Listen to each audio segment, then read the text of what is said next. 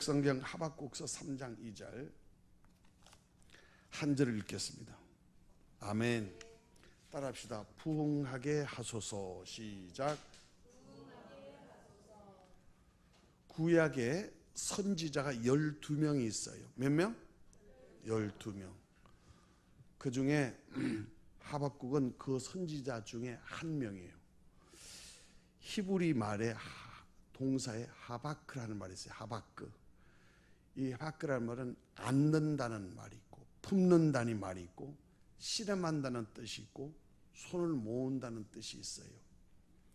이것을 현대적 용어로 하박국이 이름이 뜻하는 것을 말하면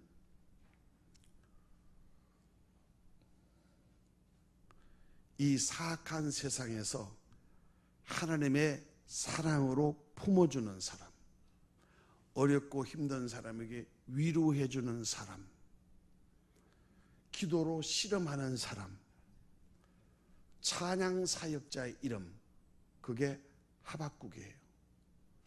그 하박국 선지자의 이름이 뜻하는 것은 바로 이 하박국 선지자를 통해서 오늘 2절에 한 얘기는 부흥을 노래한, 부흥의 소원을 기도한 선지자가 바로 하박국 선지자예요.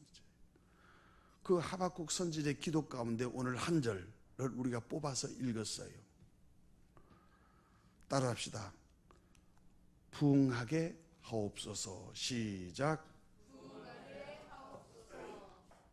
부흥은 어떻게 하면 될까요? 누가복음 14장 23절을 찾겠습니다. 누가복음 14장 우리 23절 신약성경 120페이지를 찾으세요. 한 절을 크게 읽겠습니다. 누가복음 14장 23절.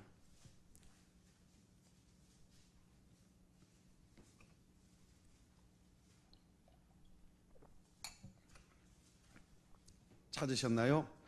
다 같이 시작.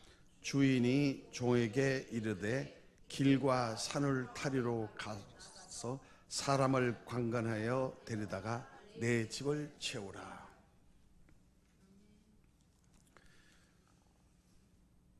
부흥에는 세 가지의 종류의 부흥이 있습니다. 첫 번째는 내 심령의 부흥입니다. 마음에 감동이 일어나야 됩니다. 사람의 마음에 동기부여가 되어 있지 않으면 아무것도 하기 싫습니다. 그런데 그 마음에 하나님의 말씀이 떨어지고 은혜를 받으면 불이 붙습니다. 우리 마태복음 13장에는 우리가 그동안 많이 설교해서 우리 잘 알겠지만은 씨 뿌리는 비유가 나와요. 씨 뿌리는 비유. 사람의 마음밭이 네 가지 종류가 있다고 그랬죠. 예배 때 와가지고 딴 생각하는 사람, 그건 뭐냐면 마귀한테 생각이 빼앗긴 사람. 두 번째 사람은 마음이 짜디 차서 무슨 말을 해도 고집 때문에 사람의 마음이 굳어가지고 내 마음이 자갈같이 차. 그래서 씨를 뿌려도 그게 씨가 떨어져서 뿌리도 못 내고 트지도 않아. 그런 마음이 있고, 세 번째는 상처를 많이 받아가지고 그저 무슨 얘기만 하면 은혜를 받지 않고 상처받았다고, 저 설교는 나를 위해 든 거라고 그렇게 비평하는 사람이 있어요. 그게 가시 나무 있는 것처럼. 그런 사람은 그 상처 때문에 치유를 받지 못하고 가시나무에 뿌리가 내려봐도 뿌리가 기운을 못 봐가지고 그냥 뿌리가 바람이 조금 오면 넘어진다 이게.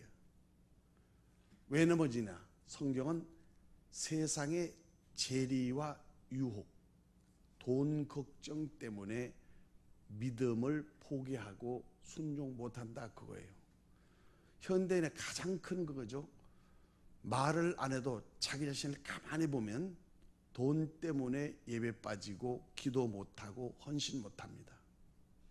그거는 타협할 필요 없고 그대로 인정하면 하나님의 은혜를 부어주세요. 네 번째 마음판은 그 하나님의 말씀을 읽고 듣고 깨고 찬송하고 기도해서 예배에 빠진 적이 없기 때문에 마음이 이미 뭐요? 촉촉한 옥토가 되어 있었기 때문에 하나님의 말씀과 설교를 들을 때 말씀이 생명의 씨예요. 씨가 무엇인지를 잘 이해하셔야 돼. 1300년 된 저 피라미드 발굴해가지고 씨앗이 나오는데 심으니까 나온대잖아요. 그게 자라서 나온대. 씨는 그 안에 그 씨의 씨를 다 가지고 있다. 사과 씨는 사과 다 가지고 있다. 그 말이에요. 하나님의 말씀은 그 씨 안에 하나님의 축복이 그 안에 다 있다. 이 말이에요.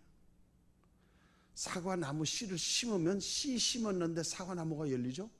아니, 사과가 나무가 나오고 사과나무가 열리는 게 아니지. 사과나무가 나오고 사과가 열매 맺잖아요. 하나님의 말씀을 받으면 내 마음이 밭이야.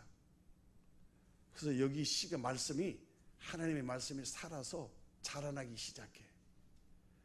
그래서 이것이 뭐예요? 현실적인 축복의 열매로 내가 누리게 되는 축복으로 돌아와.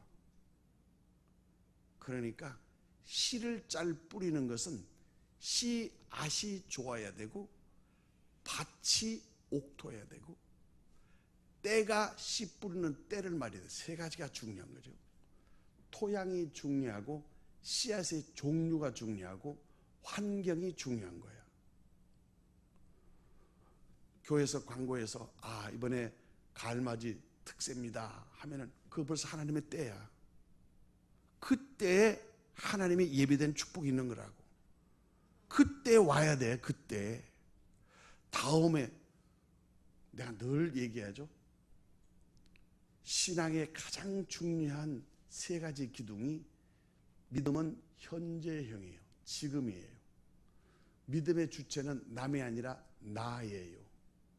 축복의 장소는 저기가 아니라 여기예요. 나, 지금, 여기. 이게 믿음을 점검할 수 있는 세 가지의 기둥이에요.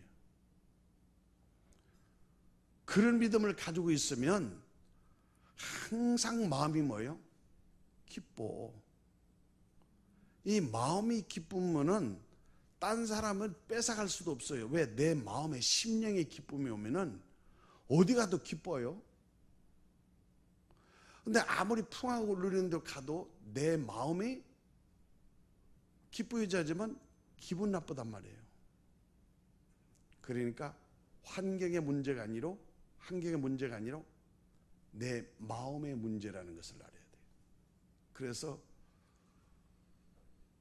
심령의 부흥이 일어나야 된다는 말은 은혜 받아야 마음이 뜨거워져요. 마음이 뜨거워지면 여기 안에 들어오는 것을 다 녹여버려. 용광로는 온도가 높으니까 더 녹아버리잖아요. 멜팅 포인트가 있다.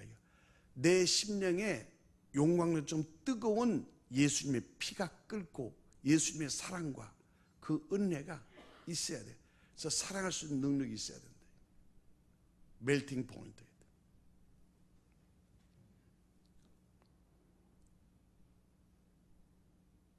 심령의 부흥이 일어나면 삶의 변화가 일어나요. 삶의 변화는 뭐냐는 내 얼굴, 입술, 내가 쓰는 용도 이런 게 변화가 일어납니다. 가장 중요하죠. 사람 볼 때 뭘로 평가하죠?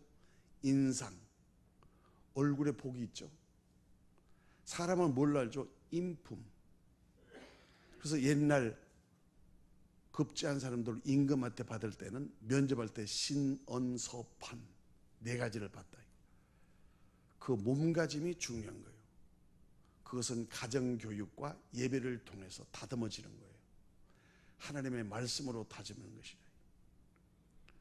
사람이 아무래도 그 근본은 가정에서 나오는 것입니다. 가정교육은 부모를 뒤에서 보고 따라하는 게 가정교육이에요. 앞에서 가르치는 거는 변화가 없어요. 부모가 하는 삶을 보고 그 삶을 따라서 그대로 하는 것이 가정교육이에요. 그래서 얼굴과 말씨가 닮아져서 사람이 있었더라고요. 왜? 속이 달라졌으니까 나오는 말이 달라져요. 얼굴이 달라져요. 어두운 그림자가 없어요. 얼굴 수술할 필요가 없어요. 손댈 필요가 없어요. 이쁜데 뭘. 에? 너무 많이 굳혀놓으면 나중에 천국 가는 데도 지장이 있어요. 천사가 보고 너무 다르니까 원본하고 상의해가지고 빠꾸시키는 수가 있다고. 그러니까 이 모습 이대로 주님이 받으시도록 여러분의 삶의 변화, 그것은 세 가지. 얼굴, 말, 그 다음에 물질의 용도가 욕심과 정욕과 자기중심이 아니라 섬기고 나누는 주의 일에 헌신하게 돼요. 그렇게 되게 돼 있어. 나는 우리 교회다 가만히 보면 은혜 받은 사람 보면 참 내가 감동하고 많이 내가 감동한다. 야, 저 어떻게 저런 마음을 가질까? 내가 기분이 좋다. 하나님이 돈을 다스리지 못하는 사람에게 영혼을 맡기지 않아요. 하나님의 사명받은 사람들은 돈을 다스릴 줄 아는, 다르면 돈을 극복한다는 말이에요. 물질을 극복하지 않으면 성령의 은혜를 받을 수가 없어요. 그래서 물질을 극복할 수 있는 유일한 하나님의 축복의 통로가 11조라는 거예요.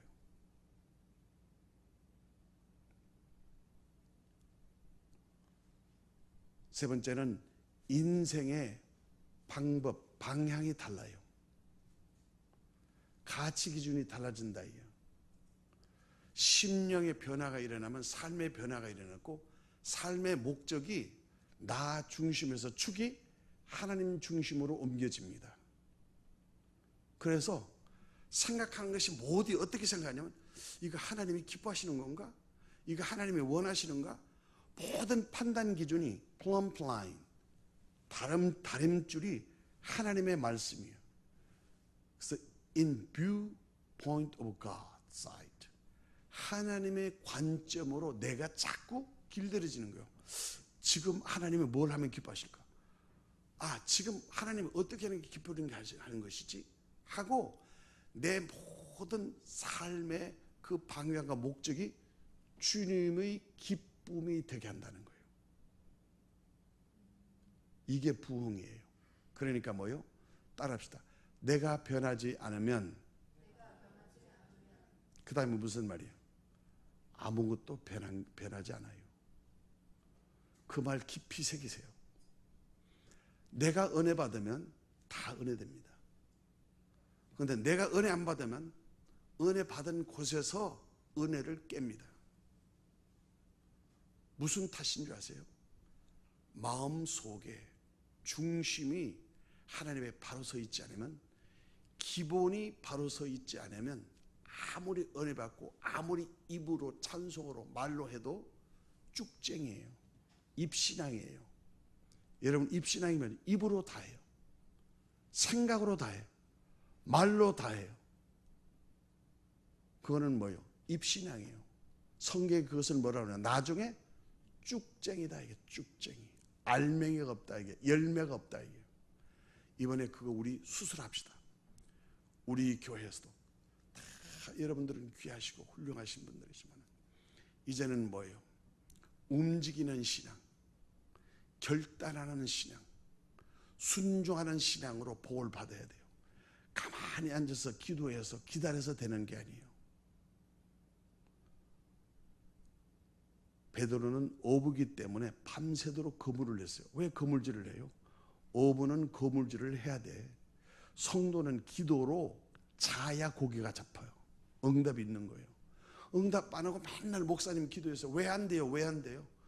그거는 말하기도 자기가 알아. 왜 안 되는지. 기도 안 하는데 돼요?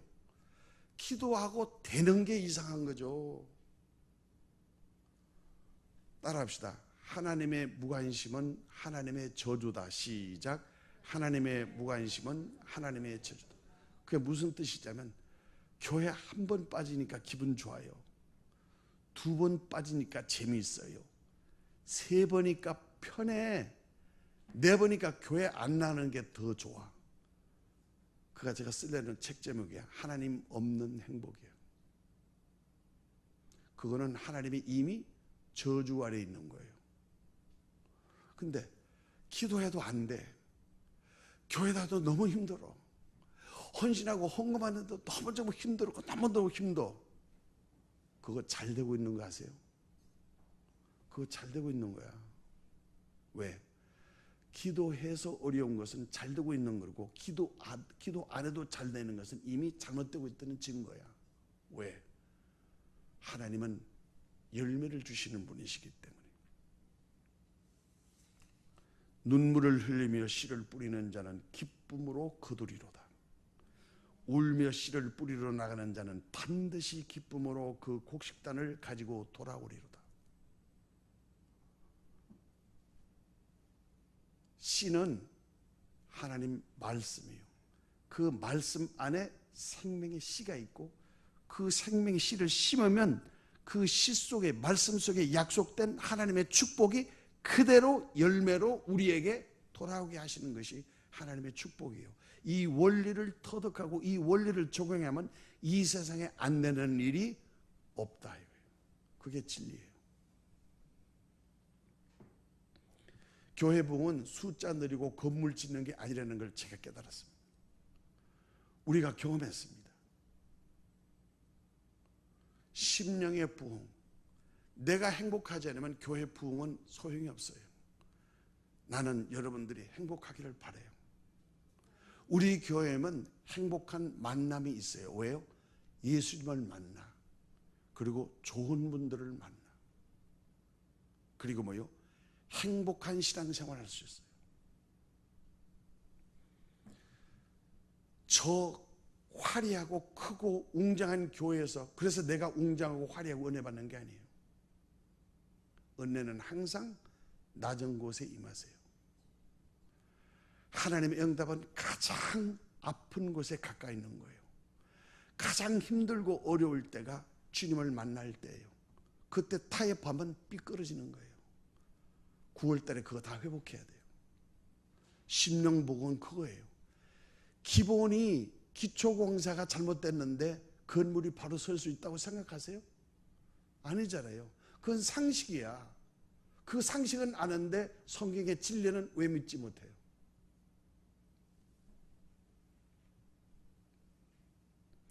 저는 말씀을 오늘 길게 안 하려고 그래요. 이미 성찬이 있기 때문에.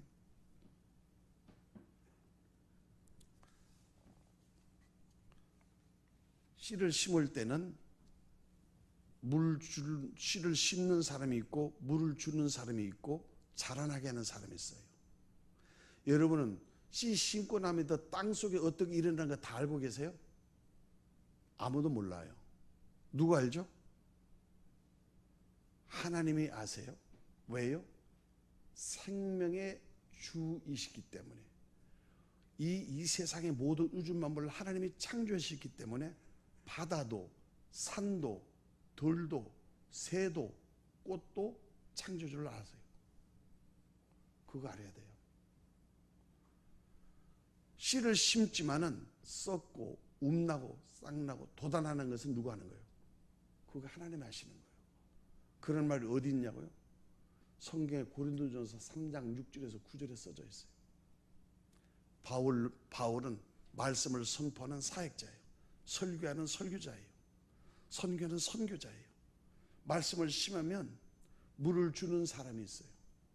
아볼로, 주의 일 하는 사람들이, 바나바들, 장로님 그런 사람들, 교회 직분자들이 그 물을 주는 거예요.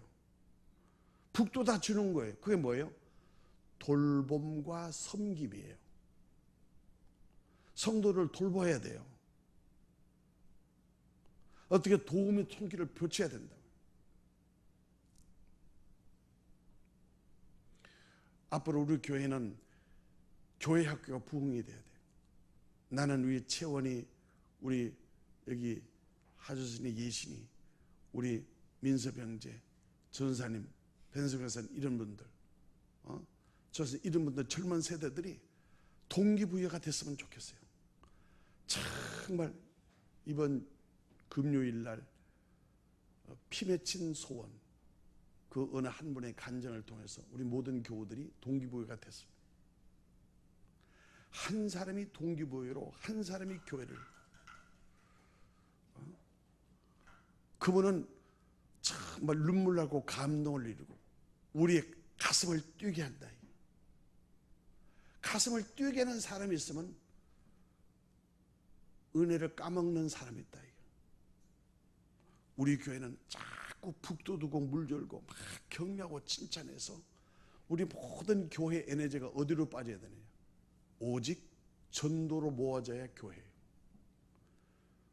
성경에는 흩어지는 교회가 모이는 교회의 기능을 얘기했어요. 모이면 기도하고 예배하고, 흩어지면 전도하고 봉사하는 것이 교회의 사명이에요. 신학적으로 얘기할 필요 없어요. 신학교 나와서 배우고 오는 것이 다 은혜 까먹고 교회 다 까먹고 나와요. 나는 우리나라의 신학교에게 진짜 문제 있는 걸 누구도 뼈저리게 알고 있는 사람. 정말 우리가 정신 차리고 건실하여 은혜 받는 이 일에 목숨을 걸어야 돼요. 왜? 은혜를 받으면 사람이 변하고 축복의 문이 열리기 시작하기 때문에. 그래서 예수님은 마지막 소원을, 유언을 하시는데 그게 두 가지가 있어요.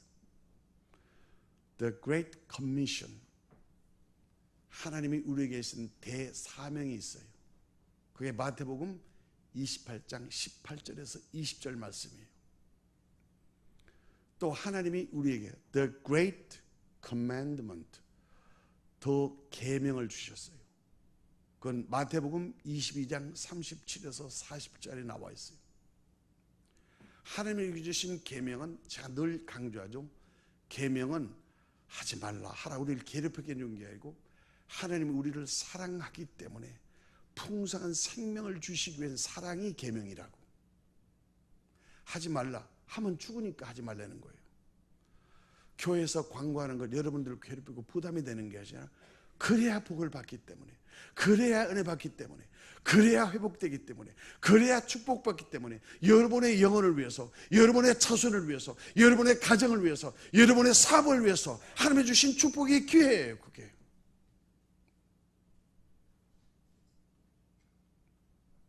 그래서 하나님 사랑과 이웃 사랑이 계명이라고 말했어요. 그리고 제자 삼고 영혼 전도하는 것이 하나님의 마지막 우리에게 준 대사명이에요.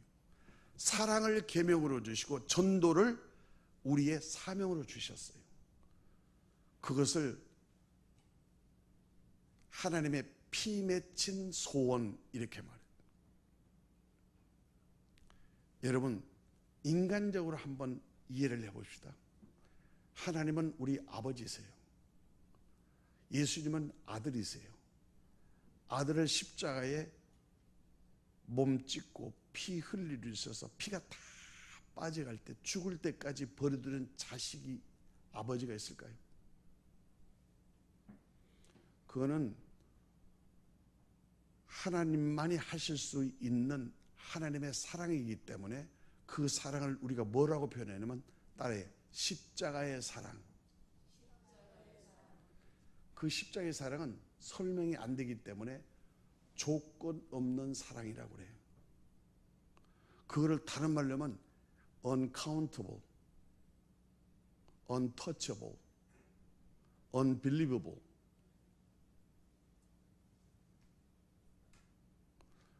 우리가 헤아릴 수 없는 사랑이라고 말해요. 그거는 아가페 사랑으로 표현해.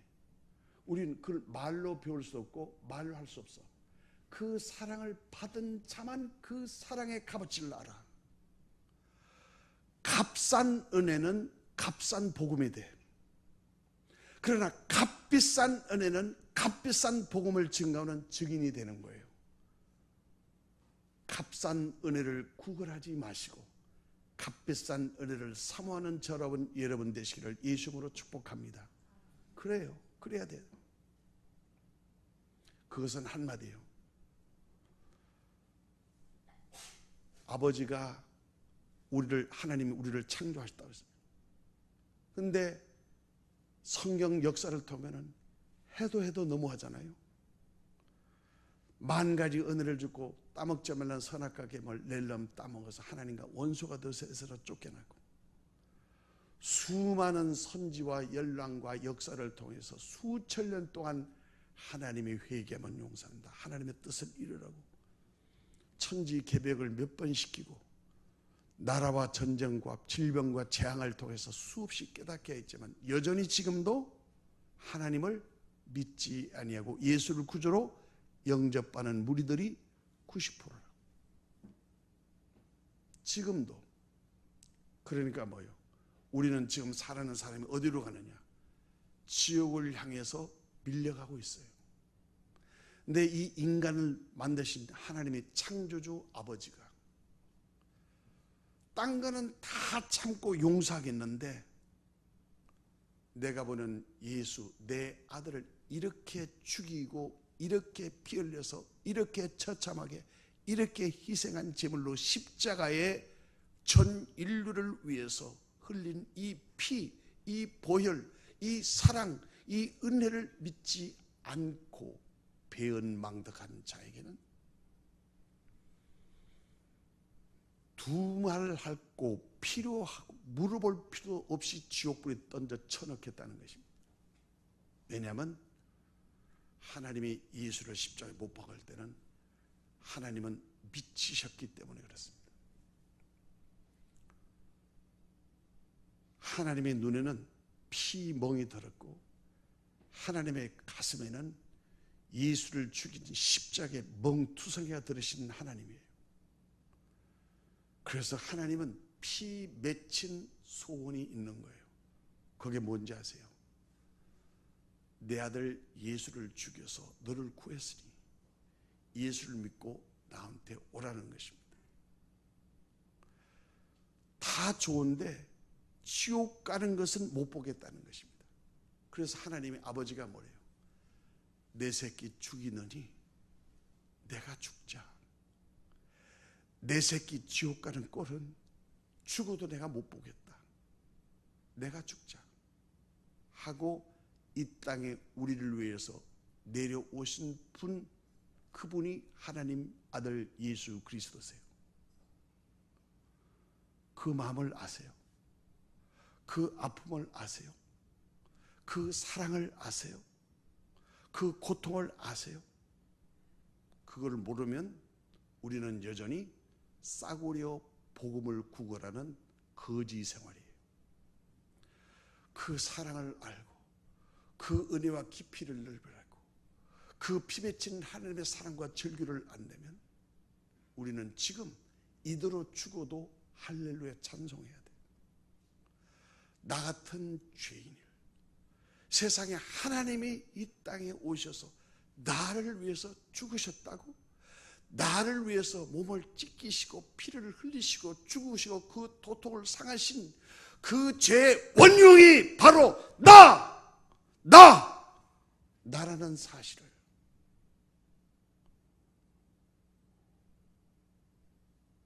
모르고 있다고. 여전히 나는 죽음하고 관계없고 죄악에 관계없어요. 그러니까 뭐요? 우리는 여전히 입술신앙이에요. 하나님 사랑해요, 찬성해요, 감사해요, 목숨 걸었어요. 주여 영광 받으소서. 뭘 받아요? 그러니까 주님의 마지막에 뭐래요? 난 너 모르는데 내가 그렇게 기도하고 내가 그렇게 헌금하고 내가 그렇게 봉사하고 내가 충성했는데요. 그건 네 이름 때문에 한 거 아니야. 네 먹고 살라고 한 거 아니야. 말은 나 위인데 나 이용하고 나 배반하고 네 실컷 잘했잖아. 이 불법을 행한 자야. 내 앞에서 꺼져라 하고 불못에 던져오겠다는 거예요. 여러분, 십자가에 두신 하나님의 사랑이 공짜가 아니에요. 도저히 우리는 그 사랑을 받을 수 없고, 도저히 그 은혜를 흠모하지만 건접할 수 없고, 이 하나님과 원수되는 이 죄 많은 인생, 죄 많은 청춘, 죄 많은 부족한 인간이 그 영광에 이르지 못하고 하나님과 멀어져 있는 이 어두움에, 이 구덩이 같고 지뢰 같은 이 세상에 더럽고 부족하고 열악한 이 더러운 우리들,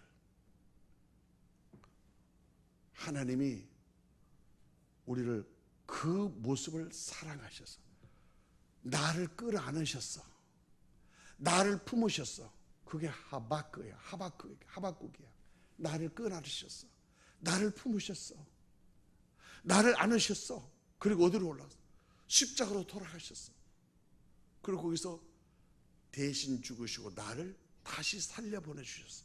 그것을 거듭났다고 그러는 거예요. 그 사랑을 아는 사람이 나는 예수님을 믿는다고 하는 거예요. 예수를 믿으면 그 생명, 그 사랑, 그 말씀이 내 안에 들어오는 거예요. 내 안에 들어와서 내 모양 내 뜻대로 사고 내 감정과 고집대로 사는 게 아니야. 돈 때문에 돈에서 돌아가는 사람이 아니야. 내 인생의 목적이 이분의 뜻이야. 이분의 아버지야. 이분의 내 주인이야. 이분이 되버려. 나중에 져서는 이분 집에 가고 이분 때문에 살고 이분 때문에 천국 가는 거야. 그 예수의 생명, 그 예수의 은혜, 예수의 사랑이 성령으로 내 안에 와 계시고 내 영혼 가운데, 내 마음 가운데 말씀으로 지금 와 계시는 거예요. 예수님이 내 안에 좌정하사 나를 다스리시고 성령님이 나의 생각과 마음을 감찰하시고 나의 불꽃 같은 눈동자로 나를 지켜보시는 것이에요.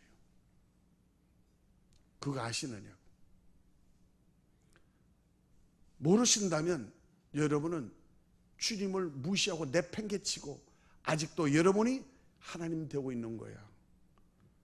하나님은 여전히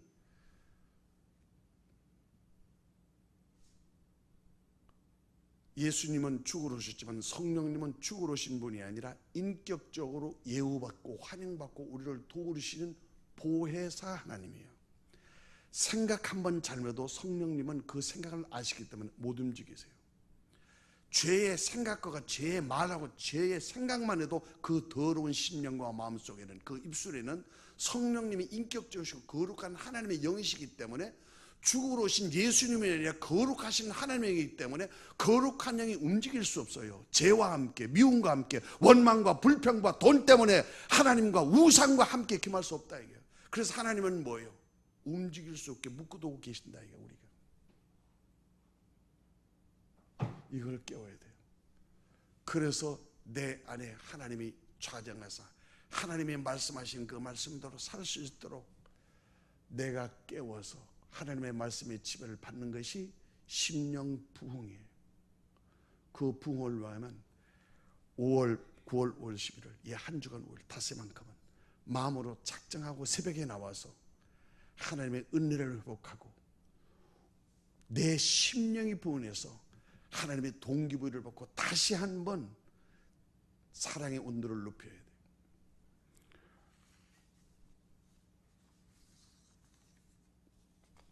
우리 하나님의 말씀 요한복음 6장 65절,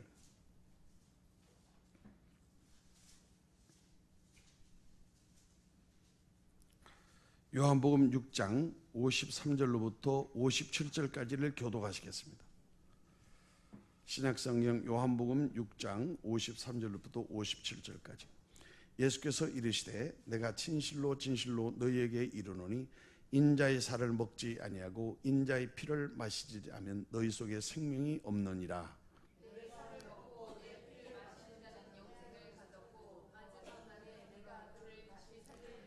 내 살은 참된 양식이요 내 피는 참된 음료로다.